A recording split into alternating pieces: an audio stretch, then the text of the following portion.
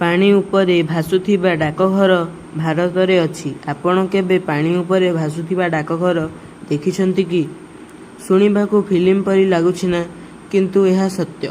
ଭାରତର କାଶ୍ମୀର ଶ୍ରୀନଗରରେ ଡାଲ୍ ଲେକ୍ ଉପରେ ଅଛି ଗୋଟିଏ ଫ୍ଲୋଟିଂ ପୋଷ୍ଟ ଅଫିସ।